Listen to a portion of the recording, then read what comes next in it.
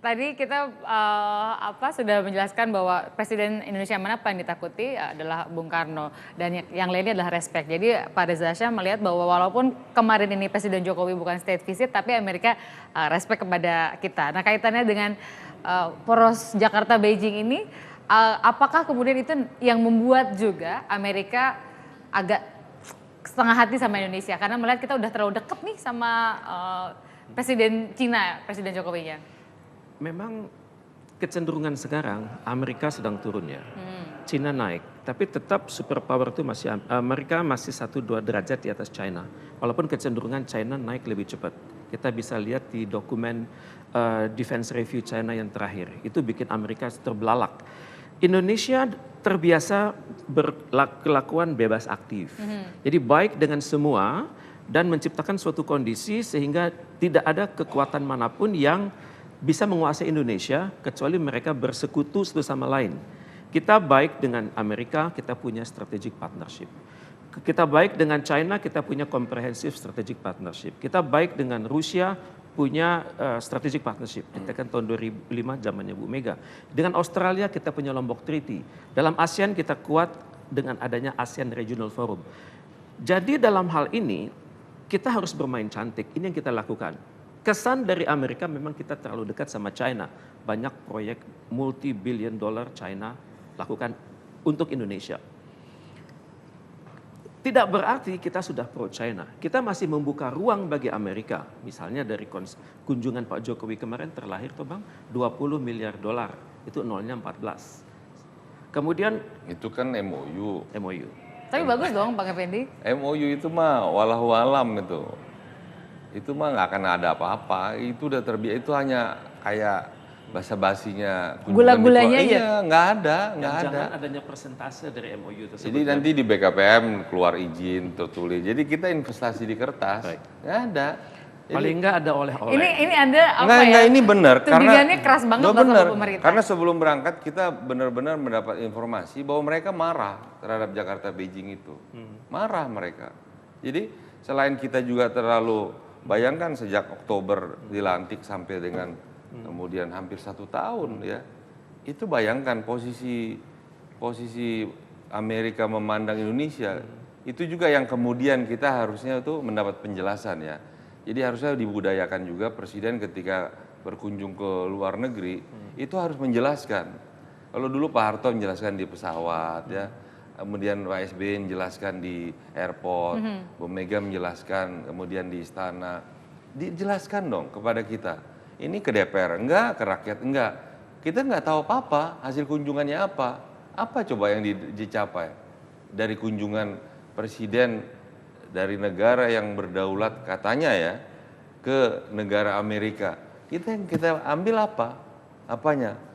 Itu yang harus dijelaskan kepada publik. Dan itu contoh, juga yang akan ditanyakan kalau nanti ketemu sama Menlu. Kami mengatakan begini, misalnya posisi kita belum clear dengan Amerika soal misalnya ALKI. Coba, itu armada Amerika bebas saja melintasi Laut Jawa.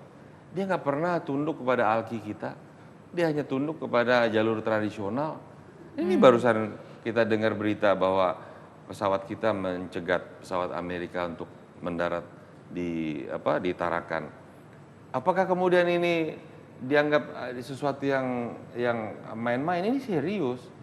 Artinya adanya katakanlah understanding antar negara ini untuk mematuhi ALKI kita. Itu tidak dibawa di dalam agendanya. Jadi harusnya pada saat kesana itu kita membawa posisi kita. Iya dong. Bukan cuma dengerin apa mau mereka katakanlah. Loh iya dong. Kalau saya lihat kan presiden juga bawa iPhone iPad besar-besar begitu. Ya apa aja yang tulis coba.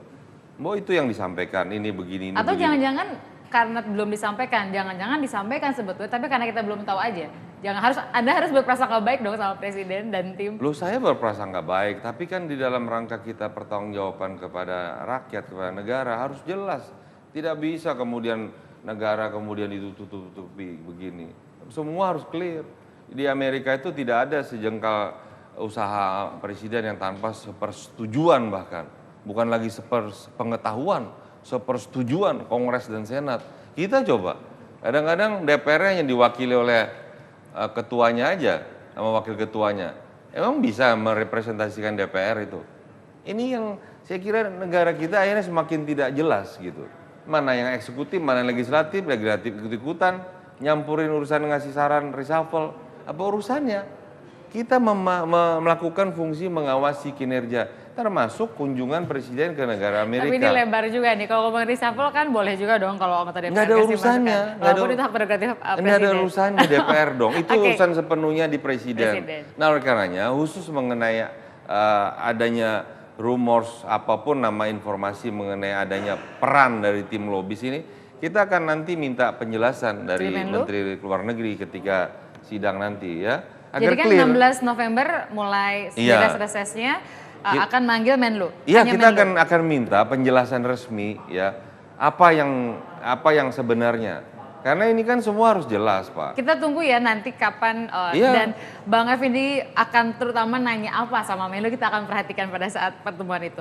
Pak Reza Shah, sebagai pelajaran nih dalam hubungan diplomatik kita dengan berbagai negara, terutama yang dianggap besar-besar itu, Cina, Amerika, kita kan juga punya posisi yang tidak buruk, bahkan harusnya kita juga bawa dignity betul.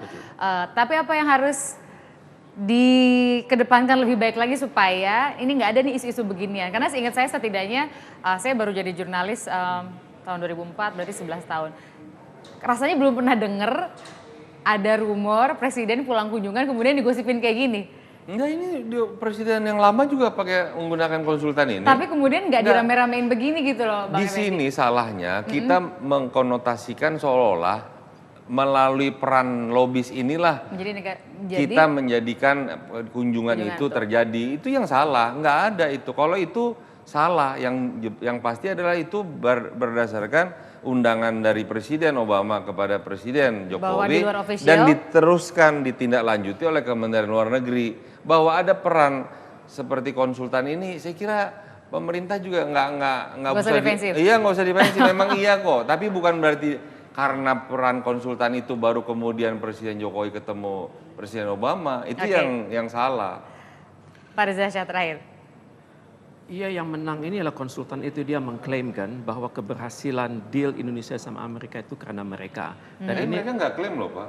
Mereka nggak klaim. Itu statementnya Buhler seperti itu, Bang. Buhler kan bukan konsultannya. Betul, tapi sebagai dosen ilmu politik Asia Tenggara dia menyatakan begitu gitu ya. Di artikel, saya kira nggak mungkin konsultan mengklaim gitu. Kalau nggak dia kehilangan partner dong, Pak. Kehilangan klien dong, Pak. Nggak mungkin, Pak.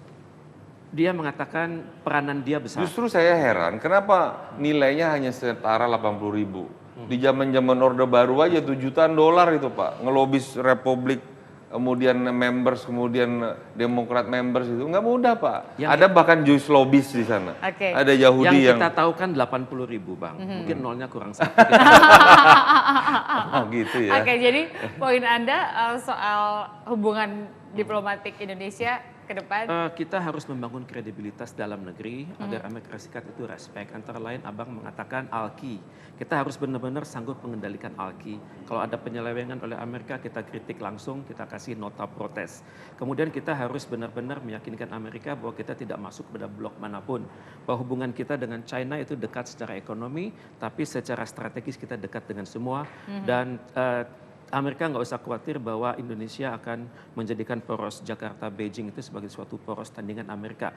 Ini perlu komunikasi publik yang lebih baik. Tapi itu ada kaitannya dengan... Kita harus closing, Bang. Terusin diskusinya. Terutama kita akan tunggu nanti pada saat Menteri Luar Negeri diundang oleh DPR untuk klarifikasi ya, bukan dicecar ya, tapi minta penjelasan. Kita tutup malam hari ini. Terima kasih banyak sudah bersama dengan kami di Talk to iNews. Selamat malam. Jadi tanggal 6...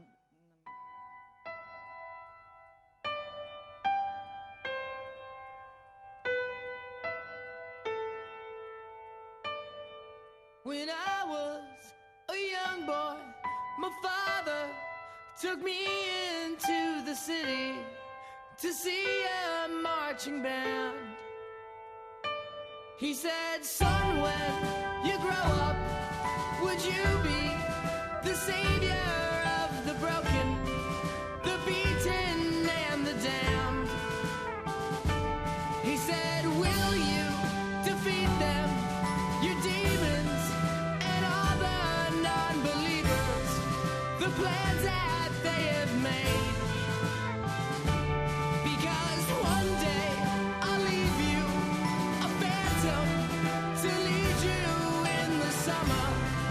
to join the Black Parade.